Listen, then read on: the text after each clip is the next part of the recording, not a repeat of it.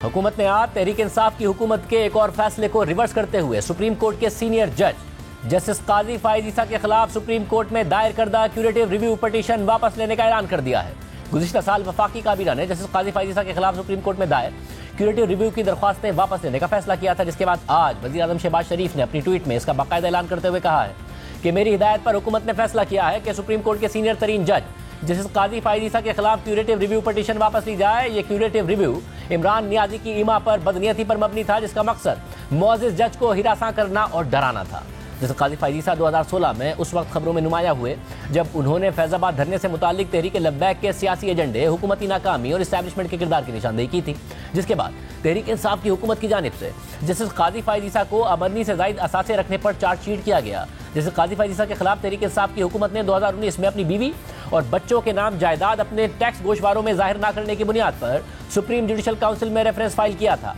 जिसके बाद 3 सालों तक तहरीक इंसाफ की जानिब से जस्टिस काजी फाइज ईसा के खिलाफ इस केस की पैरवी की गई। सोशल मीडिया पर उनके खिलाफ और उनके खानदान के खिलाफ मनफी और गलीज प्रोपेगेंडा मुहिम चलाई गई। अदालत की जानिब से बरी होने के बावजूद और रेफरेंस खारिज होने के बावजूद तहरीक इंसाफ जस्टिस काजी फाइज ईसा के खिलाफ केस बनाने की कोशिश करती रही। सुप्रीम कोर्ट की जानिब से जस्टिस काजी फाइज ईसा के खिलाफ रेफरेंस खारिज होने के बाद सुप्रीम कोर्ट में क्यूरेटिव रिव्यू फाइल कर दिया, लेकिन हुकूमत खत्म होने के बाद तहरीक इंसाफ न सिर्फ इस केस से पीछे हट गई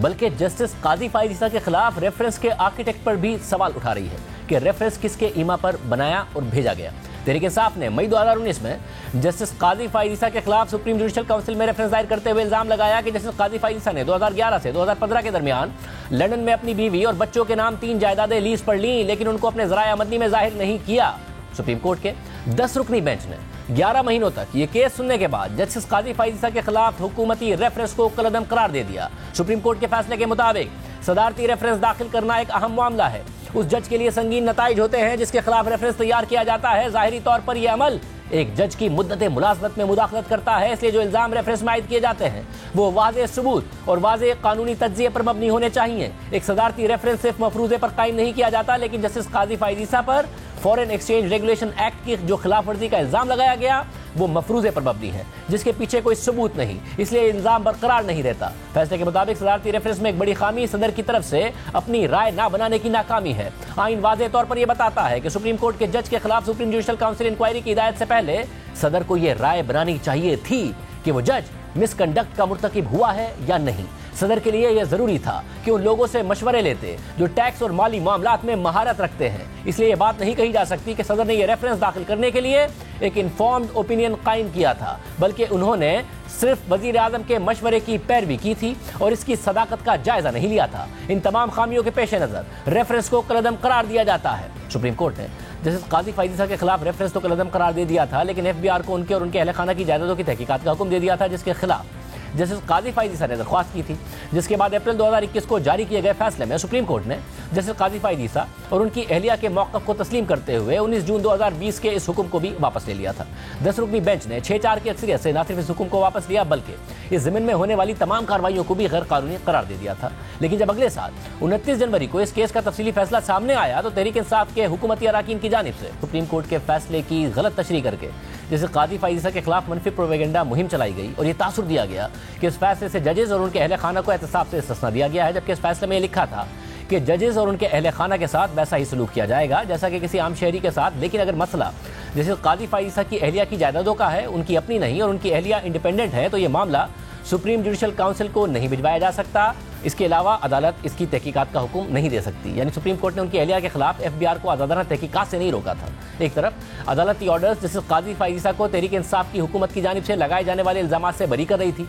उनके खिलाफ तहकीकात में कोई सबूत भी सामने नहीं आए थे, लेकिन इसके बावजूद तहरीक इंसाफ ने उनके खिलाफ सुप्रीम कोर्ट में क्यूरेटिव रिव्यू पिटीशन दायर कर दी। लेकिन हुकूमत खत्म होने के बाद तहरीक इंसाफ इस केस से पीछे हट गई। पहले साबिक वज़ीर आज़म इमरान खान ने गुज़िश्ता साल अप्रैल में इसे अपनी गलती करार देते हुए इसकी जिम्मेदारी उस वक्त के वज़ीर कानून फ़रूग नसीम पर डाल दी, जबकि फ़रूग नसीम ने दावा किया कि यह रेफरेंस वज़ीर आज़म की मंजूरी के बगैर आगे बढ़ ही नहीं सकता था और वज़ीर आज़म ने इसके लिए इसरार किया था। और फिर साबिक वज़ीर इत्तलात फवाद चौधरी ने फ़रूग नसीम को मुखातिब करते हुए कहा कि उन्हें जिम्मेदारी लेनी चाहिए, क्योंकि काबीना में उनकी मुखालफत के बावजूद फ़रूग नसीम इस मामले पर इसरार करते रहे। तो फ़रूग नसीम ने फवाद चौधरी को जवाब देते हुए कहा कि रेफरेंस काबीना के जरिए तो गया ही नहीं था। फवाद चौधरी काबीना के वो मिनट्स दिखा दें जिसमें उन्होंने मुखालफत की थी। वज़ीर आज़म इमरान खान ने खुद रेफरेंस दायर करने का कहा था।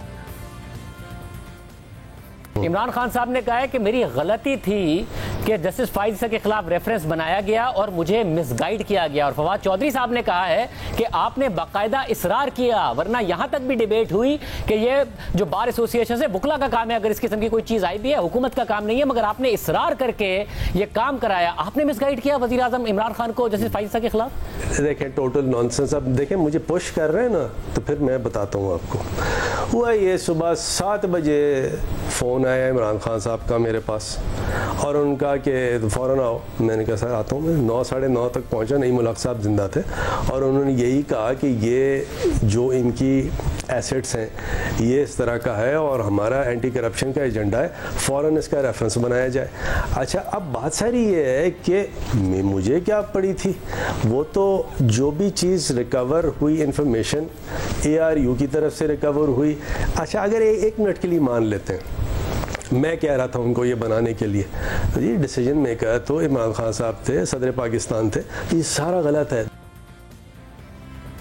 تاہم جب عمران خان نے غلطی کا اعتراف کیا تو صدر عارف الوی بھی اپنی پوزیشن سے پیچھے ہٹ گئے اور کہا کہ اگر عمران خان سمجھتے ہیں کہ انہیں یہ نہیں کرنا چاہیے تھا تو مجھے بھی یہ نہیں کرنا چاہیے تھا۔ حالانکہ صدر عارف الوی کیسے پہلے ریفرنس کا دفاع کرتے تھے۔ آج تحریک انصاف ریفرنس کی ذمہ داری لینے کو بھی تیار نہیں ہے، جبکہ خود سابق DG FIA بشیر میمن نے 28 اپریل 2021 کو ہمارے پروگرام میں دعویٰ کیا کہ حکومت چاہتی تھی کہ FIA جسٹس قاضی فائز عیسیٰ کے خلاف کیس تیار کرے۔ پرائم منسٹر صاحب سے ملاقات ہوئی، انہوں نے کہا کہ آپ ہمت کرو اور مطلب کر سکتے ہو۔ مجھے نہیں پتا تھا کہ کیس کیا ہے۔ جب گئے شہزاد اکبر کے کمرے میں تو ادھر جا کر کے انہوں نے یہی بات کی کہ جسٹس قاضی فائز عیسیٰ کے خلاف کیس بنانا ہے۔ پھر وہاں سے ہم تینوں، میں، اعظم، شہزاد اکبر صاحب، ہم مل کر گئے فروغ نسیم صاحب کے آفس میں، جہاں پہ اشفاق بھی موجود تھے۔ فروغ نسیم صاحب بھی کنونس تھے کہ یہ بننا چاہیے اور آپ یہ رول ادا کرو۔ میں نے کہا بھائی FIA نہیں کر سکتی، سپریم کورٹ کا جج ہے، سپریم جوڈیشل کاؤنسل کا کام ہے یہ۔ انہوں نے کہا کہ نہیں مل کے کر لیں گے، اور FBR اور آپ مل کر کرو، اور یہ جو بھی ہے۔ لیکن آئی ریفیوزڈ، یہ FIA نہیں کرے گی، ایز این انسٹیٹیوشن ہم اپنے آپ کو خراب نہیں کر سکتے۔ اور اب جب جسٹس قاضی فائز عیسیٰ کو رواں سال ستمبر میں سپریم کورٹ کا چیف جسٹس بننا ہے تو تحریک انصاف کے سینئر رہنما اور سابق وزیر اطلاعات فواد چودھری کا اپنے حالیہ انٹرویو میں کہنا ہے کہ ہمارا جسٹس قاضی فائز عیسیٰ کے ساتھ احترام کا تعلق ہے، ان کے خلاف ریفرنس فائل نہیں کرنا چاہیے تھا۔ مگر جب یہ کیس سپریم کورٹ میں چل رہا تھا تو اس وقت فواد چودھری نے جسٹس قاضی فائز عیسیٰ پر سخت تنقید کی تھی اور لکھا تھا کہ 1 ہفتے سے سپریم کورٹ کے ایک انڈر ٹرائل جج کی تقریریں سن رہے ہیں، اگر جواب دیا تو دکھ ہوا سے توہین ہوگی کہ بھاشن آ جائیں گے۔ محترم، اگر آپ کو بھی اپنے گاڈ فادر افتخار چودھری کی طرح سیاست کا شوق ہے تو مستعفی ہو کر کاؤنسلر کا الیکشن لڑیں، مقبولیت اور قبولیت دونوں کا اندازہ ہو جائے گا۔ جسٹس قاضی فائز عیسیٰ کے خلاف اس ٹویٹ پر جسٹس قاضی فائز عیسیٰ کی اہلیہ نے فواد چودھری کے خلاف مارچ 2021 میں توہین عدالت کی درخواست بھی دائر کی تھی، مگر کچھ نہیں ہوا تھا۔ آج تحریک انصاف کہہ رہی ہے ان کا احترام کرتے ہیں، غلطی مان رہی ہے، اور عمران خان ملک میں رول آف لاء کے دعویدار ہیں۔